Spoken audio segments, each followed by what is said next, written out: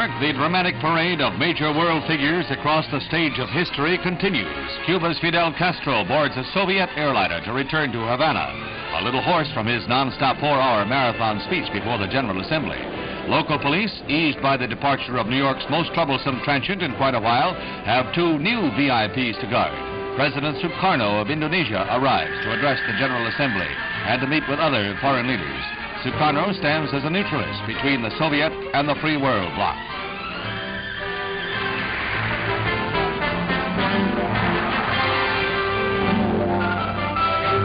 Shortly afterwards, King Hussein of Jordan arrives, already on record in complete disagreement with Khrushchev's plan to reorganize the UN. While here, Hussein will meet with other notables, but not Nasser of Egypt, with whom relations verge on outright hostility. At the United Nations next day, one of the most distinguished diplomatic audiences in all history, here's Britain's Prime Minister Harold McMillan defend Secretary General Hammarskjöld's Congo policies, only to be met with an astonishing outburst by Khrushchev. 3 times the Soviet leader went into tantrums during McMillan's speech, unprecedented breaches of etiquette that literally shocked most of the delegates present. McMillan went on to urge progress towards disarmament, his sober presentation in telling contrast to the boorish outbursts of Khrushchev left the General Assembly aghast.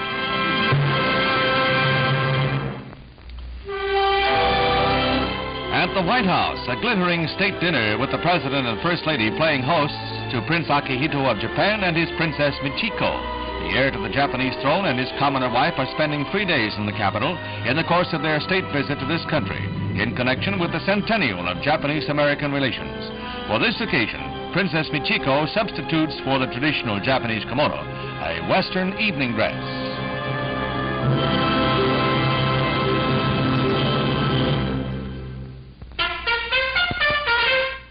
Meet Gene Tingley, who may be an artist or an inventor or a philosopher, depending on how you look at his masterpieces. They are a sort of abstract industrialism, weird and wonderful machines that work superbly but serve absolutely no useful purpose. Their only function is to have no function.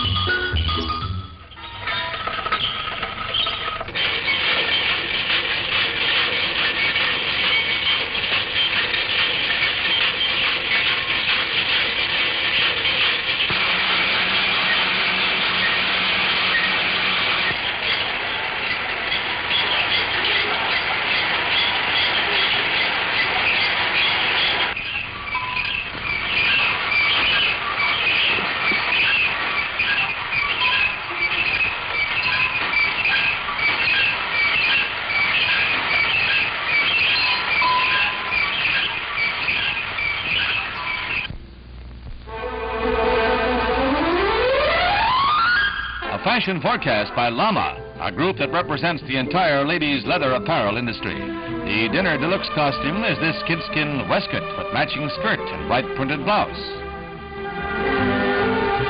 This fox-tiered evening jacket is worn like a cape over a slim rose-patterned evening gown. Giant muff shoes and violet kidskin fingertip length coat with a vivid printed lining, ideal for travel or ski lodge. Any gal can execute a brilliant slalom in this 2-piece golden suede outfit. It's reversible to a snowflake patterned wool. For the worldly traveler, this pearlized black cabretta featuring a giant yoke of silver fox. Ideal for resort going, a crisp blue jacket with white saddle stitching and complementing blouse and a skirt of white silk. Bringing up the fashion parade in high style, a swagger trench coat of white cabretta piped in red, very much in the Dietrich tradition.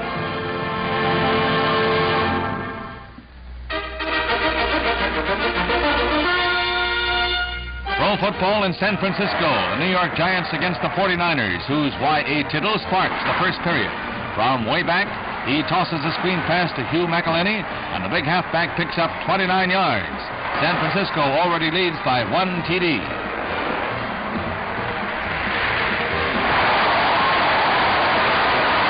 Has the ball on the 29, no receiver in sight, so he takes off around left end on a terrific run. He's headed for pay dirt, but the desperate Giants stop him on the 1. Joe Perry slices over to score on the next play, and San Francisco 14, New York nothing. But the Giants never say die. Connerly rockets a pass to Kyle Rote, and the 49ers lead is cut in half.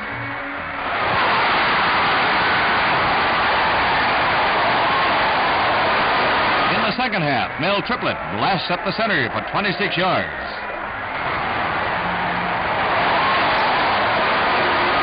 Quarterback George Shaw passes. There's interference called, and the Giants are on the one. Mel Triplett barrels over, and the score is tied.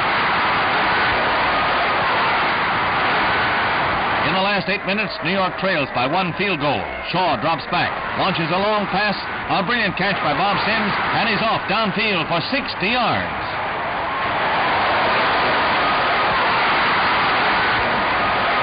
Shaw takes in the air again. Triplett receives and rams over the line, and the Giants win 21-19.